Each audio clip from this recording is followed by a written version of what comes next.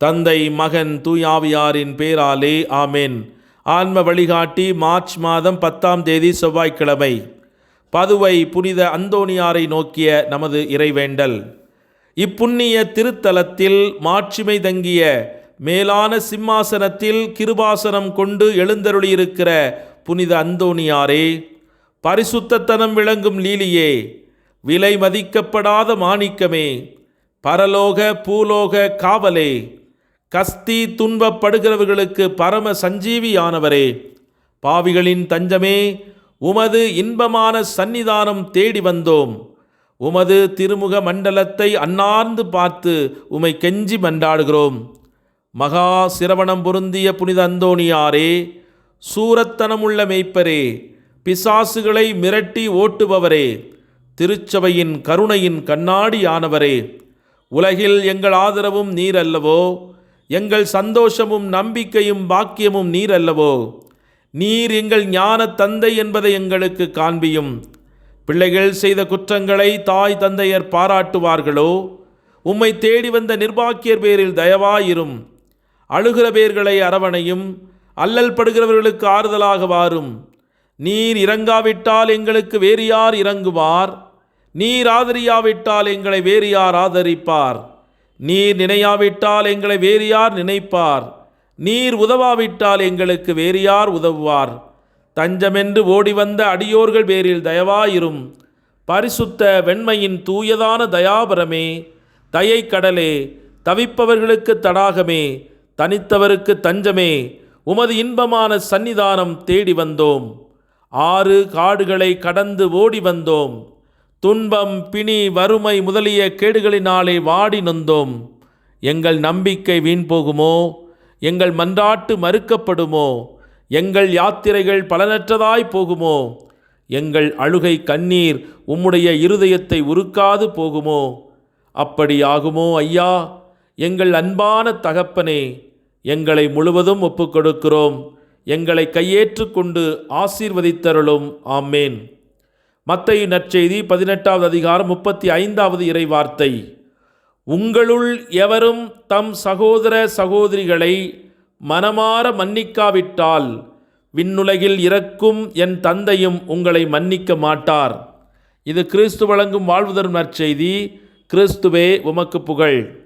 சிந்தனை: கிறிஸ்தவ ஒருத்தல் முயற்சிகளின் 3ஆம் பாகத்தின் 2ஆம் பகுதி.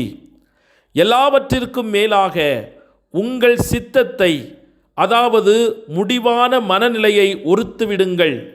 உங்கள் சொந்த விருப்பு வெறுப்பு எதையும் கருத்தில் கொள்ளாமல், எது கடவுளின் நல்ல மகிழ்ச்சியாகவும் தேவ பராமரிப்பின் விதியாகவும் இருக்கிறது என்று நீங்கள் அறிந்திருக்கிறீர்களோ, அதை நோக்கி உங்கள் சித்தத்தை இடைவிடாமல் வளையுங்கள். கடவுளின் மகிமையோடும் உங்கள் அந்தஸ்தின் கடமைகளோடும் தொடர்பில்லாத காரியங்களில் உங்களை விட தாழ்ந்தவர்களுக்கு கூட பணிந்திருங்கள். அவமானப்படுத்தப்படுவதை நீங்கள் நேசிக்கும் போதும், நீங்கள் யாருக்கும் பணிந்திருக்க வேண்டும் என்று கடவுள் விரும்புகிறாரோ அவர்களுக்கு மிக உத்தமமான முறையில் கீழ்ப்படியும் போதும், எல்லா ஒருத்தல்களிலும் மிகச் சிறந்த ஒருத்தலை நீங்கள் அனுசரிக்கிறீர்கள் என்பதை நினைவில் கொண்டிருங்கள். நீங்கள் மறக்கப்படுவதையும் வெறுமையென்று மதிக்கப்படுவதையும் நேசியுங்கள். இதுவே புனித சிலுவை அருளப்பரின் அறிவுரையாக இருக்கிறது. இதுவே கிறிஸ்துநாதர் அனுசாரத்தின் ஆலோசனையாக இருக்கிறது. உங்களை பற்றி நன்றாகவோ மோசமாகவோ பேசுவது அரிதாகவே இருக்கட்டும். ஆனாலும் மௌனமாயிருப்பதன் மூலம் நீங்கள் மறக்கப்படும்படி செய்ய முயலுங்கள்.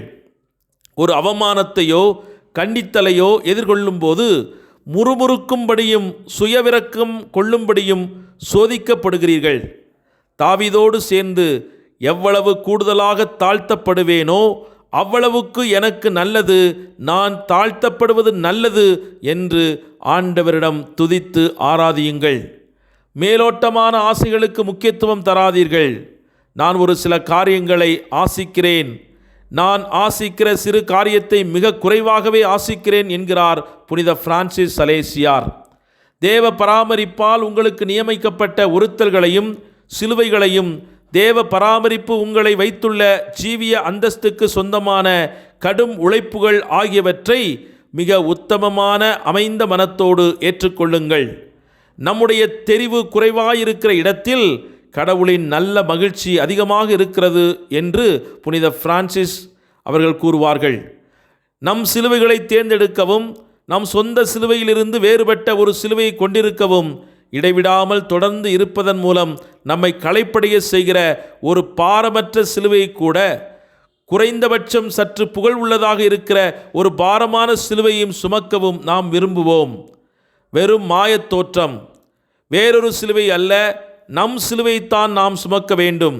அதன் பேறுபலன் அது எந்தவிதமான சிலுவை என்பதை பொறுத்தது அல்ல, மாறாக எவ்வளவு உத்தமமாக அதை நான் சுமந்து கொள்கிறோம் என்பதை பொறுத்தது. சோதனைகளாலும் மன உறுத்தல்களாலும் ஞான வறட்சியாலும் குழப்பமடைய உங்களை அனுமதிக்காதீர்கள். ஞான வறட்சியின் காலத்தில் நாம் செய்வது ஆறுதலின் காலத்தில் நாம் செய்வதை விட கடவுளின் பார்வையில் அதிக பேறுபலன்களை கொண்டுள்ளது என்கிறார் ஜெனீவாவின் புனித மேற்றாணியார். இந்த கட்டுரையில் அடிக்கடி ஜெனீவாவின் மேற்றாணியர் என்று குறிப்பிடப்படுபவர் புனித பிரான்சிஸ் அலேசியார் தான். உங்கள் குறைபாடுகளை பற்றி அதிகம் கவலைப்பட்டு கலங்காதீர்கள், மாறாக அவற்றின் காரணமாக உங்களை தாழ்த்துங்கள். ஒருவன் தன்னை தாழ்த்துவது நல்ல காரியம், இதை ஒரு சிலரே புரிந்து கொள்கிறார்கள். தன்னை பற்றியே குழப்பமடைவதும் கலங்குவதும் எல்லோரும் அறிந்தது தீயது. ஏனெனில் இந்த விதமான வேதனையிலும் கலக்கத்திலும் சுயநேசம் அதிக பெரிதான பங்கு வகிக்கிறது. நாம் தைரியத்தை பலவீனப்படுத்துகிற கோழைத்தனத்தையும் மனச்சோர்வுதலையும் பற்றி ஒரே விதமாக எச்சரிக்கையாயிருப்போம். மேலும் செயல்படுத்துகிற அகங்காரமாக மட்டுமே இருக்கிற தகாத துணிவை பற்றியும் அப்படியே எச்சரிக்கையாயிருப்போம். எல்லாமே நம் முயற்சிகளைத்தான் சார்ந்துள்ளனது என்பது போல நாம் உழைப்போம். ஆனாலும் நம் உழைப்பு பயனற்றது என்பது போல தாழ்ச்சி உள்ளர்களாகவே நிலைத்து இருப்போம். ஆகவே இத்தகைய தவ முயற்சிகளில் இணைந்து செயல்பட இறையருள் வேண்டி இணைந்து மன்றாடுவோம். ஜெபிப்போமாக. எமது வாழ்வும் வழியமும் சத்தியமும் ஜீவனுமாயிருக்கிற எங்கள் அன்பு இயேசுவே, உம்மை நன்றி நிறைந்த உள்ளத்தோடு உம்மை ஆராதித்து போற்றி துதித்து மகிழ்கிறோம். நாங்கள் நிலைவாழ்வு பெறும் பொருட்டு உம்மையே சிலுவையிலே பலியாக ஒப்புக் கொடுத்தவரே, உமது பரிசுத்த இரத்தத்தால் கடவுளுக்கென சுவிகார பிள்ளைகளாக எம்மை பெற்றெடுத்தவரே, உமக்கே ஆராதனை என்றும். மீட்பு என்பது எங்களுக்கு இலவசமாக வழங்கப்படவில்லை, மாறாக உம்முடைய சிலுவையின் தியாகத்தால் எங்களுக்கு கிடைத்தது என்பதை எப்போதும் நினைவு கூற அருள் தாரும். நீர் உம்முடைய விலைமதிப்பில்லாத திரு இரத்தத்தை சிந்தி பெற்றுக் கொடுத்த மீட்பை நாங்கள் தக்க வைத்து கொள்ள, உம்மையும் உள்ளத்தில் தக்க வைத்து கொள்ள வேண்டும் என்பதை நினைவு கூர்ந்து எப்போதும் அது சிலுவை பாடுகளை எங்கள் இருதயத்தில் தியானித்து அதன்படி நாங்கள் வாழ எங்களுக்கு அருள் தாரும். இயேசு கிறிஸ்துவை கொண்டிருப்போரே நிலை வாழ்வை கொண்டுள்ளனர் என்பதை அறிந்து உம்மையே தினமும் எங்களுள் நிரப்பிக்கொள்ள வரம் தாரும். அழிந்து போகும் செல்வங்கள், மறைந்து போகும் உறவுகள், கடந்து போகும் பிரச்சனைகளை பிடித்து கொண்டு அவற்றிலே எங்கள் கவனத்தை சிதறவிடாமல் உமது வாழ்வை மட்டுமே எங்கள் வாழ்விலே தியானித்து உமது பாடுகள் மூலமாக கிடைக்கப்பட்ட அருளையும் ஆசிரையும் எப்போதும் தக்க வைத்து கொள்ள அருள் தாரும். இந்த நாளிலே உலக மக்களுக்காகவும் பொருளாதார வீழ்ச்சியை சந்தித்து கொண்டிருக்கிற ஒவ்வொரு தேசத்திற்காகவும் மக்கள் வறுமையிலும் வளமையிலும் இல்லாமல் தவித்து கொண்டிருக்கிற ஒவ்வொரு நிலையையும் ஆண்டவரே நீரே கண்ணுற்று இந்த உலக மக்களிடையே அமைதி நிலவும்படியாக செய்தருளும். தேர்வு எழுதுகிற பிள்ளைகளுக்கு நீர் தைரியத்தை தாரும். உடல் மன நலத்தோடு இன்று உம்மை போற்றி துதிக்க எங்கள் குடும்பங்களில் ஒவ்வொருவருக்கும் நல்ல ஆரோக்கியத்தையும் வளமான வாழ்வையும் ஆன்ம பயிற்சியும் அவள் பெற்றுக்கொள்ளும்படியாக அருள் தாரும். எங்களுடைய சமூகத்திலே இருக்கிற இளையோர் இளம்பெண்கள் கற்பு என்னும் புண்ணிய நெறியிலே என்றும் நிலைத்திருக்கவும், பரிசுத்தத்திற்கு எதிராக இந்த உலகத்தில் அவர்களுக்கு கொடுக்கப்படுகிற அத்துணை காரியங்களை வேண்டாம் என்று ஒதுக்கி உமது பாதத்திலே உமக்காக வந்து சேவை செய்யக்கூடிய அருளை அவர்களுக்கு தந்தரள வேண்டும் என்று எங்கள் ஆண்டவராய கிறிஸ்து வழியாக மன்றாடுகிறோம். ஆமேன். எல்லாமல்ல இறைவன் தந்தை, மகன், தூய் ஆவியானவர் உங்கள் அனைவரையும் நிறைவாக ஆசீர்வதித்து புனிதப்படுத்தி வழிநடத்துவாராக. ஆமேன். இயேசுவுக்கே புகழ், இயேசுவுக்கே நன்றி. மரியே வாழ்க. இயேசுவின் இரத்தம் ஜெயம்.